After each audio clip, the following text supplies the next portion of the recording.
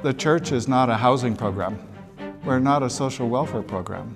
In fact, the church is not even called to feed the hungry or clothe the naked. All those things are called upon for individuals to do, personally, as they nurture their heart with an inclination for the hungry, an inclination for those who don't have clothes. And so the church is not a housing project.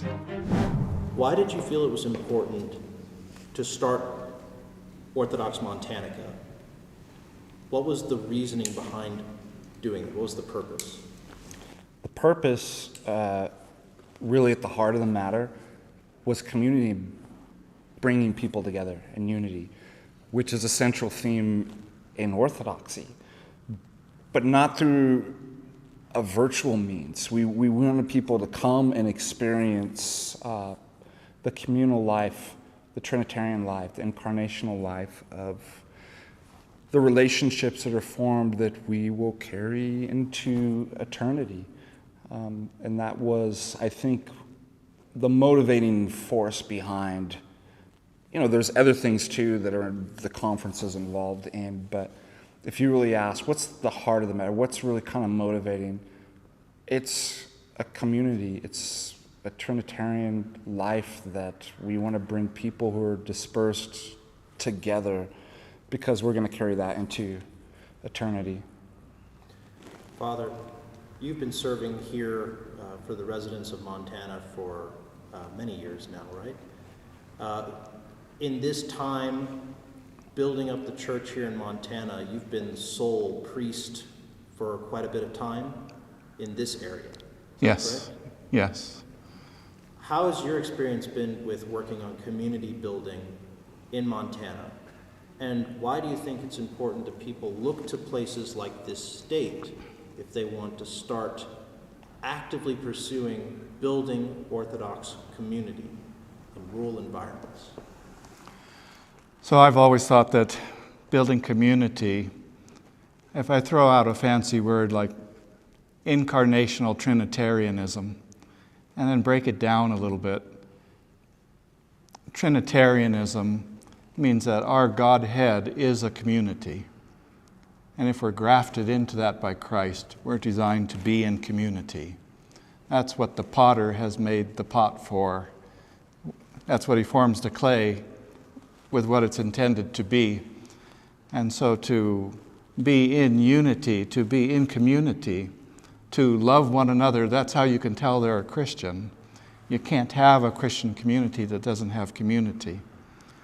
And the incarnational part means it has to be in the flesh. It can't be virtual.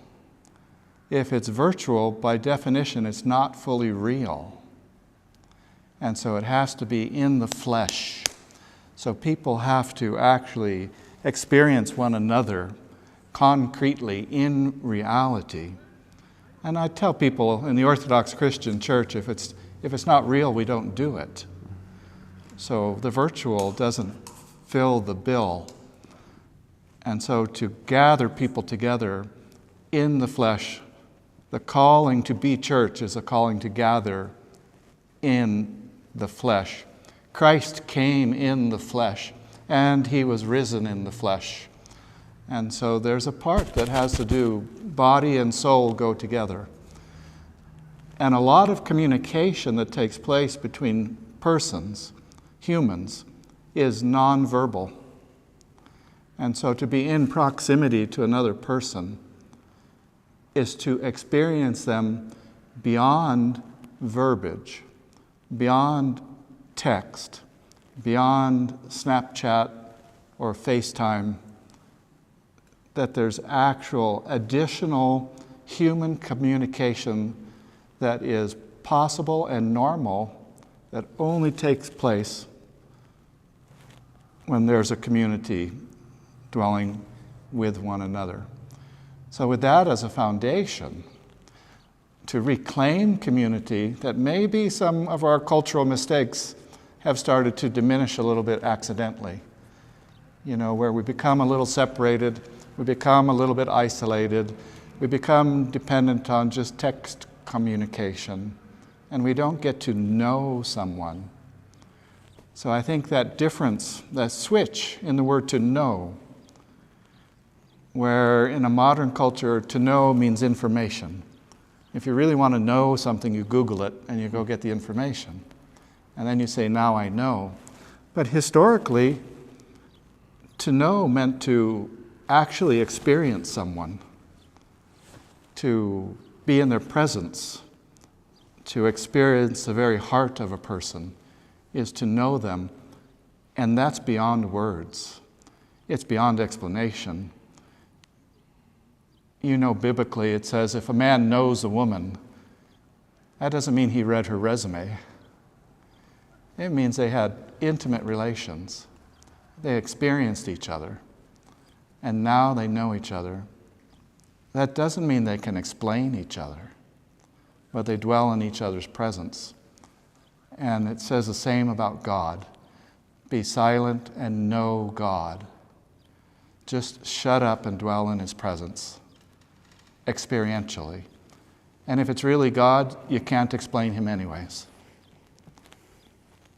And so I think with that as a foundation for nurturing community and fellowship and camaraderie and brothers and sisters in Christ, you see a blossoming of peace and a lowering of anxiety.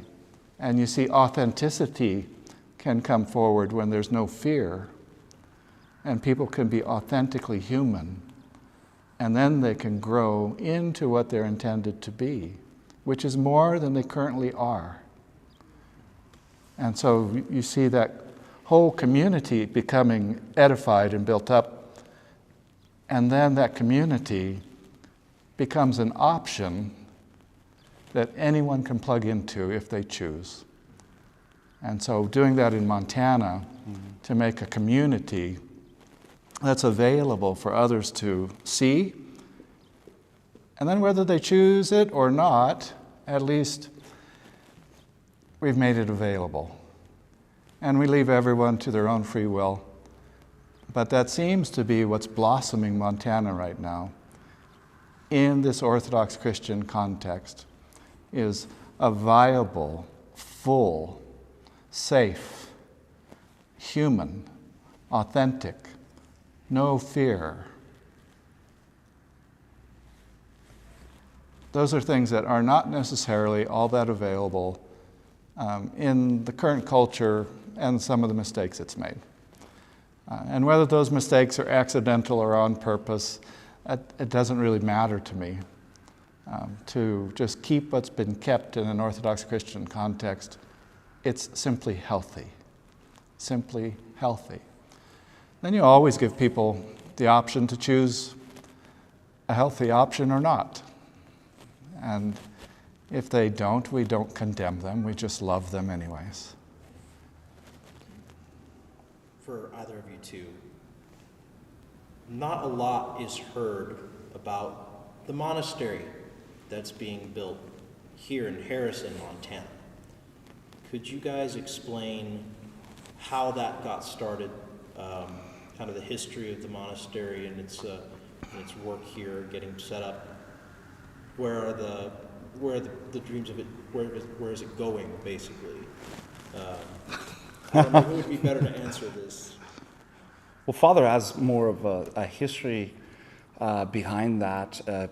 I'll just say briefly, among other things, the beauty of Montana and everything that Father had said, and I'd also like to add to something about Montana is that a lot of those, as Father said, those mistakes, but even distractions and the kind of chaos that makes things really hard to flourish. And God will work with you wherever you are. But seeing that Montana was this kind of back to nature. Our largest city is Billings at roughly 150,000. Butte proper is 35,000. Helena proper is 30,000. And we're a state the size of basically California with only 1 million people. You don't have any big urban sprawl or cities. we can see God and we can work out and try to acquire the spiritual virtues that are necessary for progressing and becoming more than we are, to become more like God. And one of those things that attracted me to come up here was hearing about there is a monastery not far on 1,000 acres. And it was all these things, right? And I'll hand it over to Father to tell the kind of history of it. But I just wanted to let people know that it was the monastery, among all those other things, that gave a picture of Orthodoxy in Montana that appealed enough so that I uprooted my life. I left everything to come up here because I believe in it. I believe in what Father and the fathers in Montana, the vision for Orthodoxy up here. So, and Father can tell you about the history of it. I just wanted to add that the monastery was something very inspiring to me, the potentials. So some history. There was a man, and he bought a retirement acreage and put a house on it. And then he became an Orthodox Christian. And then he decided to give it all away. And he donated 1,000 acres and everything on it of lakefront property in a sequestered, removed region of Montana for monastic use. And monastics like to be removed from populace so they can focus on God and not have the noise of the asphalt and concrete. And so Montana seems to be a good fit for monastic life. And the snow brings with it a quiet and a peace. And it kind of keeps some tourists away too. So you can have a peaceful life, a monastic life of a person who's committed to drawing near to God with the rest of the life they have left. And so that foundation really helps the people who are not monastics to help lay aside the noise in their lives. And by their prayers and their steadfastness of a monastic, the parish life of married life in cities can kind of have an anchor that doesn't move. To know that someone at 4 a.m. is always praying for you. Come what may, no matter what the ups and downs are in this secular life and family life, that steady foundation. So the owner of that property thought that was really absolutely necessary for Montana to blossom. And he ponied up and did what needed to be done to set forth things in motion to make it so. And so that's in progress right now. It's not a completed vision, but it's in progress. And there's a place in Greece called Mount Athos, where there's a whole bunch of monks and monasteries. And the owner wants to pattern it off a very historic, ancient monasticism. And so his vision is a Mount Athos monastery in Montana, the other place of mountains. And so that's, he's not inventing something new. He's investing in something that's very old and proven to work. So he's not reinventing the wheel. And then he's enlisted the help of all the clergy and parishes in Montana to support this. So his vision is parishes that work with monastics. They may stay separate, so a monk can remain sequestered, but in prayer they're united and kind of wrap their arms around each other that way. So that's part of the vision that the man who used to be the owner, because he's gifted it all away for that 1,000 acres of land. And it's probably maybe 40% built out now. That's just a rough estimate. So are there currently any monastic brotherhoods that have expressed an interest in locating there, or individual people that are interested in maybe pursuing the monastic life on that property? There are monastic interests in coming to this monastery. So a monk generally stays put wherever they are. But there is some leeway for a monk to explore and see if it might be a good fit for them to go like to a new monastery. So there's interest in people coming here, monastics. There's interest in non-monastics taking up a monastic life. A huge interest. And in this case, it's a men's monastery. So there's a huge interest from men who are considering not having a married life, but a life of prayer in preparation for entering eternity. And so to have that available as an option, I think just touch it and it's going to grow like fire. Grow like fire. Let's see, besides what we've talked about already, I'm interested to know what practical steps have people taken to know that community that you were just talking about here in Montana.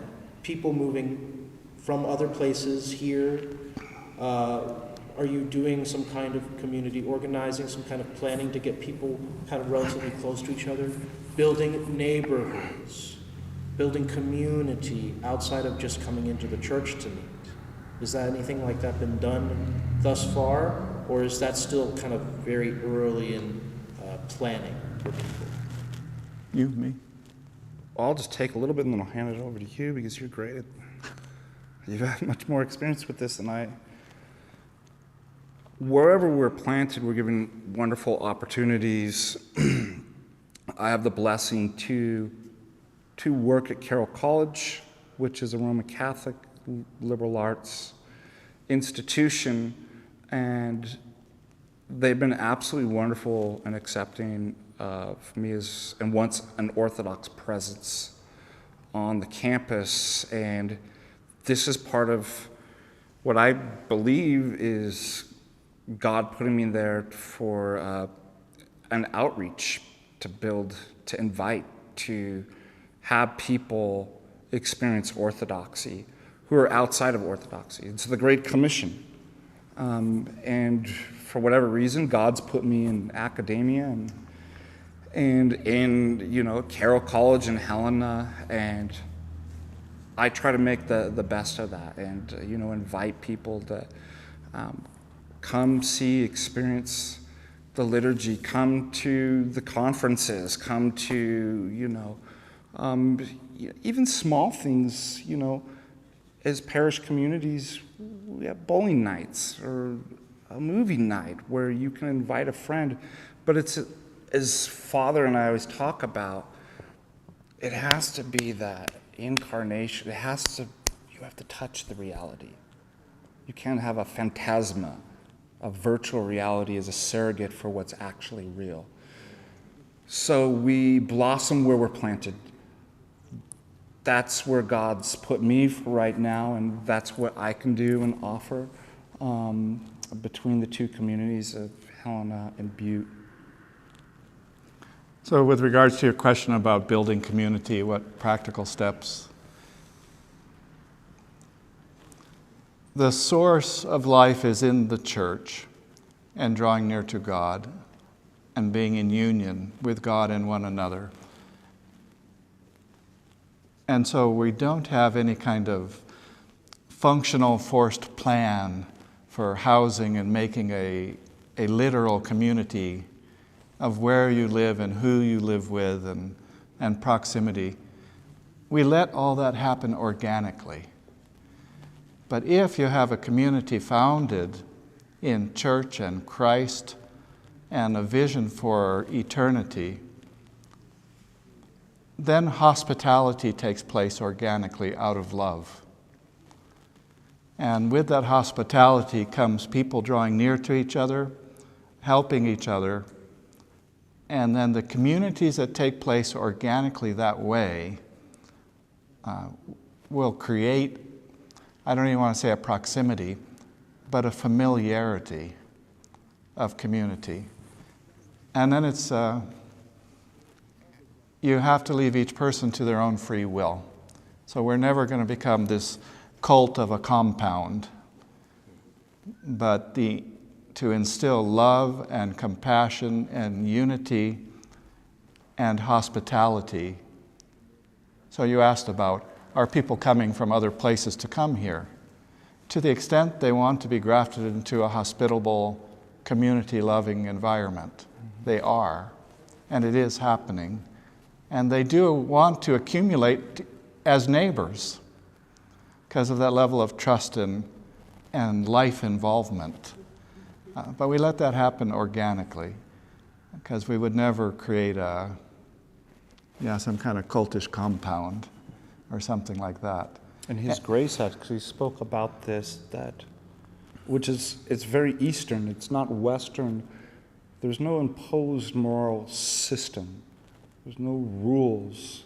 What Orthodoxy is an ethos that's the fruits of a life lived in unity and community.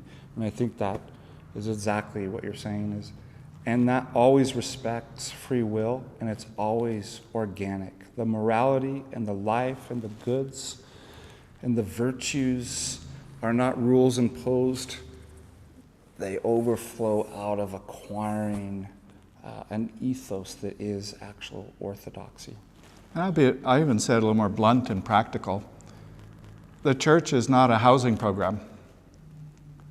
We're not a social welfare program. In fact, the church is not even called to feed the hungry or clothe the naked. All those things are called upon for individuals to do, personally, as they nurture their heart with an inclination for the hungry, an inclination for those who don't have clothes. And so the church is not a housing project. But if housing projects happen by persons who are in the church, if the hungry are fed by persons who are in the church, if the naked are clothed by persons that are in the church, you see the gospel commands being carried out, and church being church, not a social welfare program, not an education tool, not a school, church being church. Hope that helps a little. I'd be interested to see what your thoughts are on work like Rod Dreher's The Benedict Option and some of the things that he wrote in there about building community, because it seems like it runs a little bit against that more organic method that you were describing, Father. But I feel like there might be you make some good points, perhaps. But I'd be interested to know what you think, if you've ever read it, what your thoughts were on the different ways we've seen historically communities built here in the United States versus how we have to deal with community building now. Has it ever really truly changed? Were there adoptions that we took from people here in the West, going from city life to rural life? I don't know. I'd like to know your thoughts. I think you're right about the Benedict option, that the difference is it does seem to me, and I could be wrong, I'm kind of more of an engineered kind of forced top-down, which is exactly what we would not want. But what's correct about it, too, is the notion of, and I believe this will happen naturally, is that people want to live somewhat of a monastic to get away, so that they can work on their prayers. And that's something true that Rod had talked about, that certainly I think as all Orthodox we'd say that's great, like wherever you are. And there's just certain places that are probably easier to do that. And I think it's not quite clear because it's not systematically planned. the steps are how you would do that. And so that might be kind of a criticism of the Benedict option, is it's presented as kind of more of like, here's how it would look. And a lot of these questions came up to His Grace and the Reverend Fathers. How do we do this? How do we solve? We don't know. This, like His Father says, this occurs organically. It occurs naturally by acquiring the spiritual virtues, the Holy Spirit. In light of the challenges of modernity, it'll work out. Like, people will probably naturally form or separate from communities and, do more homeschooling and these different things. And so I'm not really worried about, well, how's it going to do? How am I going to plan it? Is it going to look like? I don't know. I trust God, and it'll work. And it might have its own flavor. We're in America. This was Europe. The Cappadocians were in Cappadocia. Like, different times, challenges, and places, maybe it looked different. We're in America with our own unique challenges of post-modernity and all this stuff. It's going to look different. So I'm happy to see just how it organically emerges, if that makes sense. And I have to be honest, I have not read from cover to cover. I'm familiar with the Benedictine option, and I'd have to chime in with what the deacon said, that a book, the Benedictine option, is not gospel. So the Gospels transcend time. And so the focus needs to be on the Gospel, not someone's option, which is not a book that transcends time, ecclesiastically or eschatologically. Now, I would say this, some of the points that are in that book and the ideas, I would leave them more room and not close them in so tightly, because whatever the clay of the land is what needs to be worked with. And our foresight for tomorrow is limited. And so without knowing what's coming tomorrow, I would have to hang my hat on the Gospels as opposed to a narrow someone else's book about options. And so with that confidence that the Gospels have eternal teachings, I leave that much open for a variety of what the Gospels can apply to the clay of tomorrow. So 50 years ago, you couldn't have imagined that we'd be dwelling in the clay of computers. And 100 years, you couldn't imagine that we would have had automobiles. And so I think if you leave that looseness, I don't know what's coming tomorrow, but I know what doesn't change, and that's what is in all eternity. And so I hang my hat that way a little bit. Does that make a little sense? Makes sense to me. Okay.